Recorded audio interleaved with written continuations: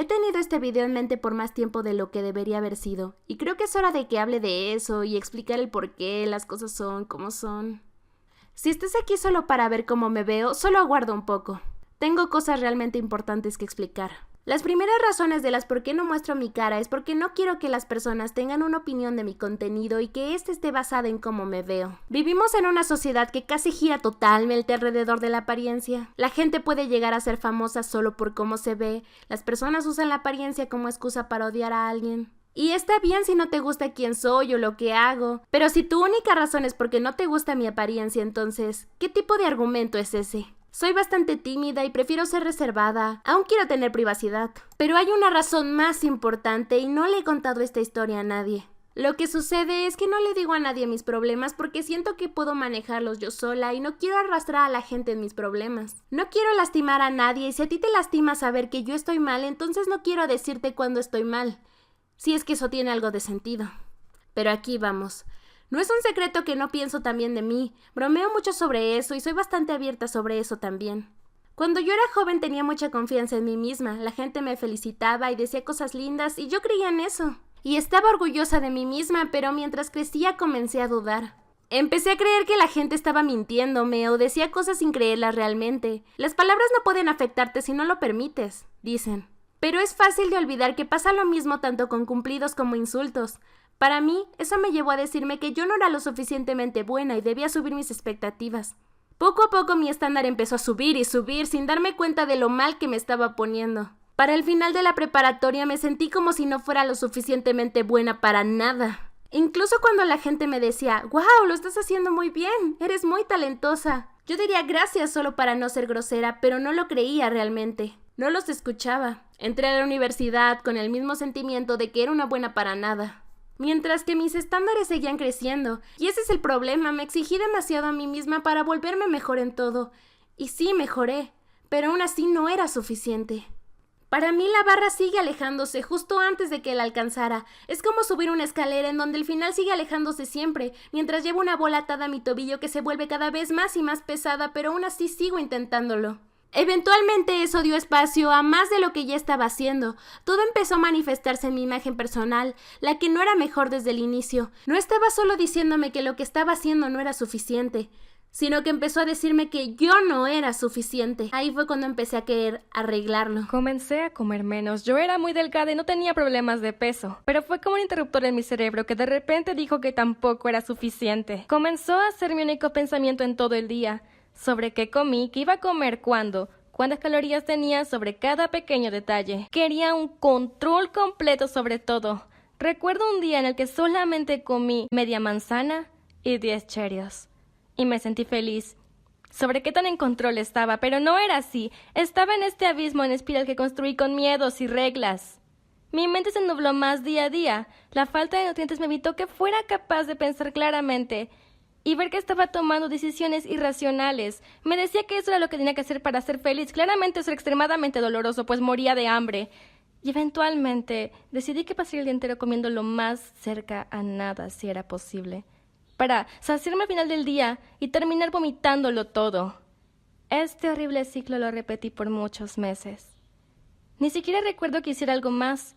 Todo era borroso. Y lo único que puedo recordar en verdad es que mirando al pasado siempre estuve muy cansada, fría y triste todo el tiempo. No podía fijarme que me volvía cada vez más y más delgada. Nada era lo suficientemente bueno. Mi cerebro no me dejó ver qué tan horrible se volvía todo.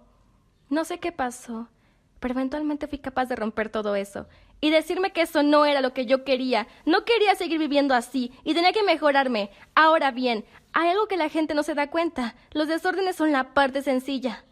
La parte difícil es terminarlo. Tú creaste esos miedos y esas reglas por tanto tiempo que cuando tratas de escapar de esa celda que tú mismo construiste alrededor de ti, te obligan a quedarte e intentan arrastrarte de nuevo. Te prometen felicidad y dicen que solo existen para protegerte. Te hacen sentir como si tú tuvieras el control cuando en realidad no es así. Solo eres un títere. Y cuando intentas cortar las cuerdas, no solo te enfrentas a tus miedos de cara, los vives. Aquí hay un poco de información sobre lo que pasa a tu cuerpo cuando no comes. Cuando se da cuenta que no está recibiendo suficiente comida para crear energía por sí mismo, empieza a ser más lento tu metabolismo, el cual procesa las calorías en energía. Se hace más lento para conservar la energía que queda. Para cosas importantes como mantener tu corazón latiendo y tus órganos trabajando. Sin embargo, el problema es que cuando vuelves a comer las cosas no vuelven a ser como antes en el instante. Tu cuerpo ya no confía en que te mantendrás alimentándote, así que empieza a almacenar energía extra para la próxima hambruna que puedas pasar. Si no sabes lo que eso significa, básicamente empiezas a ganar peso extra.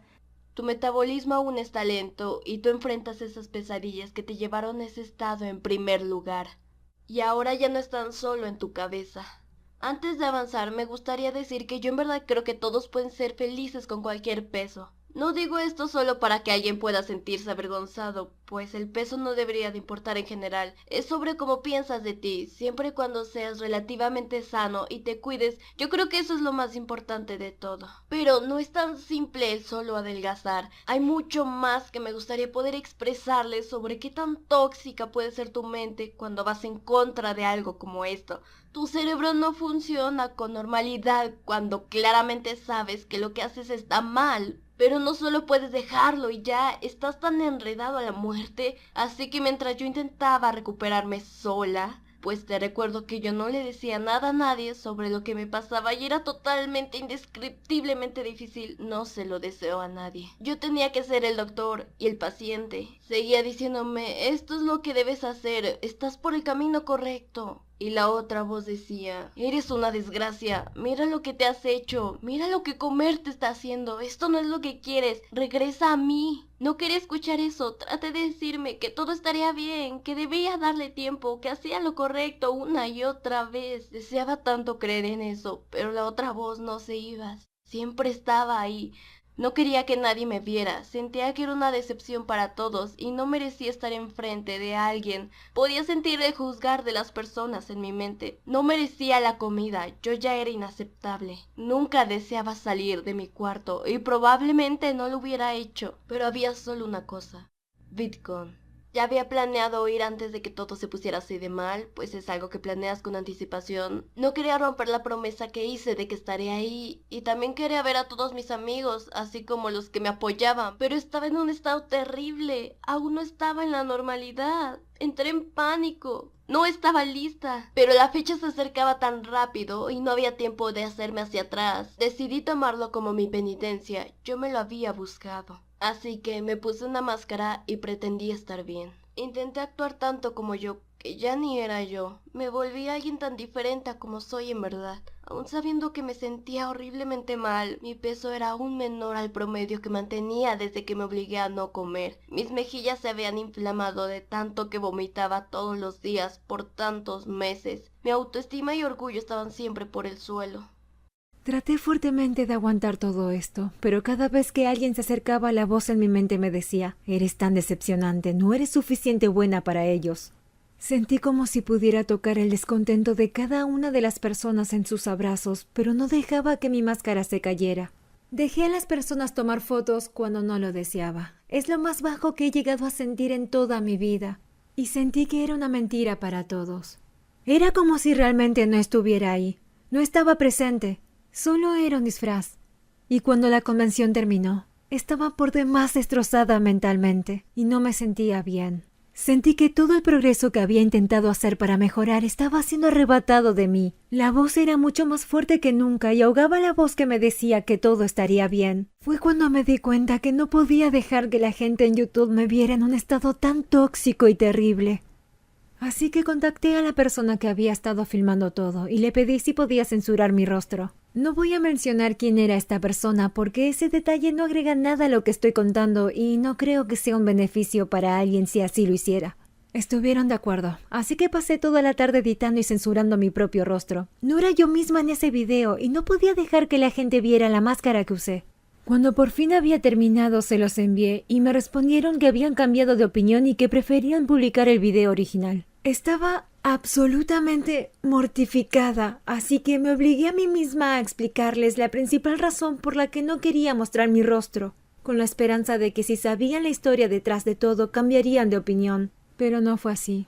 Había tenido ya un desacuerdo con esta persona en el pasado, y por lo que sé, se trata de alguien que es bastante firme cuando tiene algo en mente. Y a pesar de haber editado el video para ellos y explicado todo, no era suficiente. Llegué a la conclusión de que no podía hacer nada para que cambiara de parecer y debía dejar que lo publicaran. Creí que lo peor ya había pasado, pero esto en verdad me destruyó. Fue una pesadilla en donde cientos de miles de personas querían conocerme y cuando por fin podían, era en mi peor momento, en el punto más sombrío de mi vida. Y ellos ni siquiera lo sabían. Cuando no te muestras a la gente, ellos crean su propia expectativa de ti. No sé cuáles son esas expectativas y siento que a veces ni ellos saben. Pero había creído con todo mi corazón que había decepcionado a cada uno. No es solo por el hecho en que estaba totalmente disconforme en cuanto a mi apariencia. Tantos me vieron por primera vez y tuvo que ser cuando estaba tan perturbada mentalmente. Y sentí que caía aún más profundo en la oscuridad de lo que ya estaba. Sentí cómo me ahogaba en mis propios sentimientos. Cada vez que intentaba escapar a la superficie para respirar, otra ola me tumbaría y me hundiría hasta el fondo nuevamente. Comencé a tener pensamientos aún más crueles. Sabía que debía estar asustada de ellos, pero no era así. Y eso es lo que me asustaba de verdad. La voz que estaba haciendo tanto eco en mi mente que estaba silenciando completamente a la otra. Mi deseo de cada día era sentirme feliz de nuevo, despertar y que todo estuviera normal. No pasó ni un solo día sin que me odiara a mí misma y no encontraba una razón para salir de la cama. Sentí que estaba tan rota que nadie podría arreglarme. Una oscura niebla me rodeaba donde fuera y no podía respirar. Me sentí bajo tanta presión, pues trataba muy duro de nadar, pero las olas seguían una tras otra más fuerte que la anterior. Pero seguí adelante. No sé por qué, no tenía una razón y realmente no podía encontrar una. Y solo lo hice. Y aún sabiendo que no tenía una razón por la cual debía seguir empujando a través de eso.